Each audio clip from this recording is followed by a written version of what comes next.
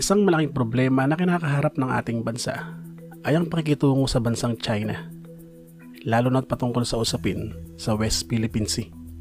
Dahil habang tumatagal ay lalong tumataas ang tensyon sa rehiyong ito. Ang bansang China ay masasabi nating isa sa mga bansang mas umunlad kung ikukumpara sa dati nitong sitwasyon. So ngayon kasi ang China ay isang napakalakas na bansa sa Asia at masasabi ring sa buong mundo. Kung babalikan natin sa panahon ni Mao Zedong, ay masasabing bagsak ang ekonomiya ng bansa. Ang mga polisiyang pinairal tulad ng Great Leap Forward at ang Cultural Revolution ay hindi nakatulong bagkus ay nagdala pa sa kahirapan at pagkagutom. 1970s ang sinasabing panahon kung saan magsisimula ang pagbangon at pagpapalakas ng China. Ito ay sa pamumuno ni Deng Xiaoping, kung saan ay sinimulan niyang foreign investment at kalakalan. Pinasigla ang teknolohiya at ang edukasyon. Dito sa edukasyon, sinasabing tumutok itong si Deng Xiaoping para nga makalikha ng mga competitive o mga taong maaasahan sa paghubog ng bansa. Ginawa niya ring mapasigla ang merkado o ang paglikha at pagbebenta ng maraming mga produkto. At totoo naman iyon, dahil kahit sa bansa natin ay nakakarating ang sandamakmak na produkto mula sa China. Wala naman siguro sa ating makakapagsabi na siya hindi gumamit ng bagay na made in China. Dahil mula sa personal hanggang sa buong kabahayan ay may mga produktong mula sa China. Ito ay dahil nagbukas o nagsulong ang bansang China ng maraming mga pribadong kumpanya na nakakatulong sa paglago ng ekonomiya. Bagaman palasak na kapag sinabing galing China ay walang tibay na maasahan. Pero naaabot naman ng mga produktong ito ang laylayan ng lipunan. Ito ay dahil sa mura nitong halaga. At kahit pamura ito kung bulto-bulto o tonelada ang binibili ay siguradong kikita talaga ang China. At sa mga panahon ding ito ni Deng Xiaoping, sinasabing nagsimula at gumanda ang buhay ng karamihan sa mga Chinese. Mula kasi 1990s, kasabay ng pagtaas ng ekonomiya ay ang pagdami ng trabaho at pagtaas din syempre ng sweldo. Nariyan din ang infrastructure development at urbanization. At kaakibat ng pag-unlad, ang ilang mga negatibong puna tulad ng mga hindi pantay na pakikitungo sa mga mamamayan, pagkasira ng kalikasan at ang human rights abuses. Sinasabing ang pag-angat ng ekonomiya ay isa ring paraan para limutin ang masamang nakaraan sa panahon nga nitong si Mao Zedong. Pinagpatuloy naman ng sumunod na pangulo na si Jiang Zemin ang mga polisiya nitong si Deng Xiaoping na lalong nagpalago ng ekonomiya. Nagpatuloy pa rin ang paglago ng ekonomiya sa pamamahala naman ng Pangulong si Hu Jintao. Sa panahon niya naman sinasabing tumaas ng 10% kada taon ng GDP o ang Gross Domestic Product ng bansa. Sa panahon ito ay napakabilis ng pagtaas ng ekonomiya ng China. Lalo kasing dumami ang mga pagawaan at ang mga foreign investors, maging ang mga infrastructure at mga edifisyo. At syempre, ang pagbaba ng antas ng kahirapan. At sa panahon naman ng kasalukuyang Pangulo ng bansa na si Xi Jinping, bagaman nakikita natin ang katatagan ng kanyang pamumuno, kung saan ay napabilang pa nga ang China sa isa sa mga superpower na bansa sa buong mundo. Pero sinasabing bumaba daw ang ekonomiya sa panahon nitong si Xi Jinping dahil naging mabagal ang paglago nito.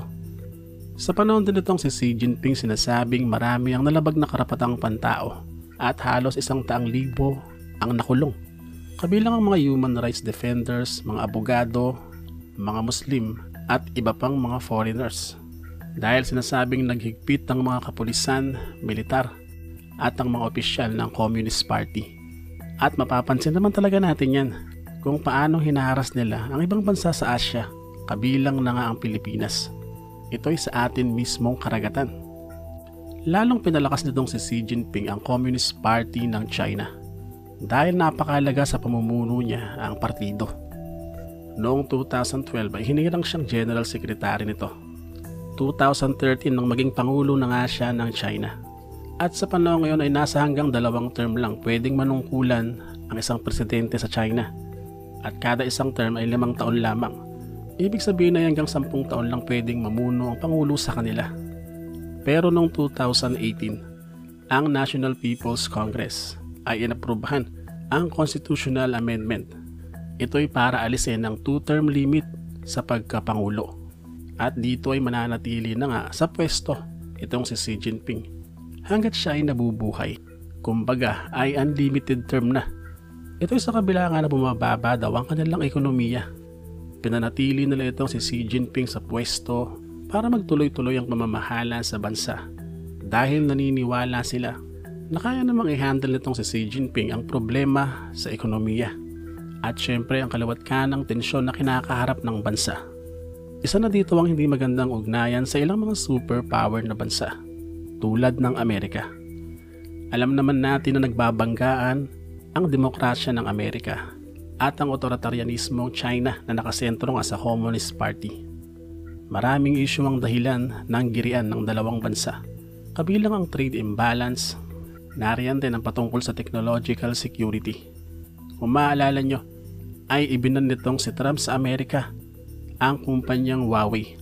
Ito ay dahil nga sa sinasabing issue ng spying at seguridad. At syempre, ang lumalalang geopolitical competition.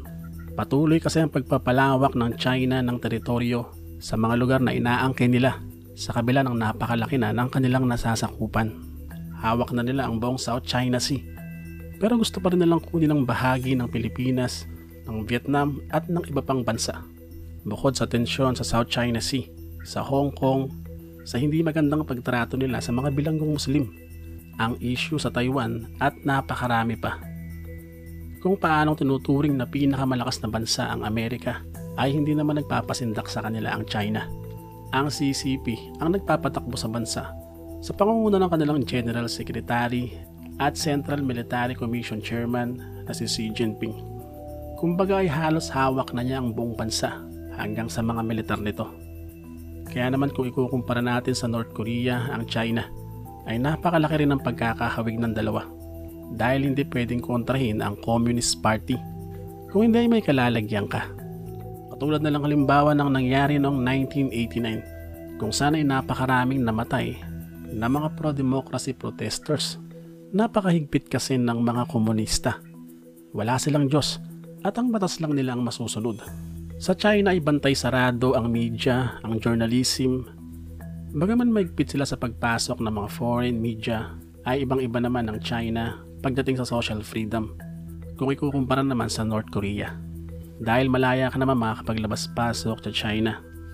At bukod dito ay mas malala talaga ang pagpapahirap sa North Korea.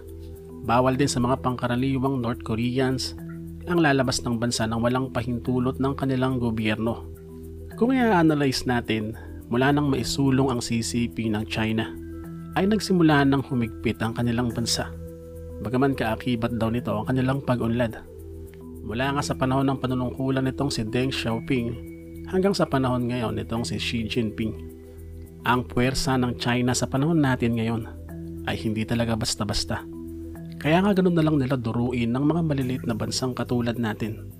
Napakadali sa kanila na banggain at sirain ang ating mga barko dahil alam nila na hindi tayo uubras sa kanila. Walang Diyos, walang takot, at wala silang paggalang sa kapwa.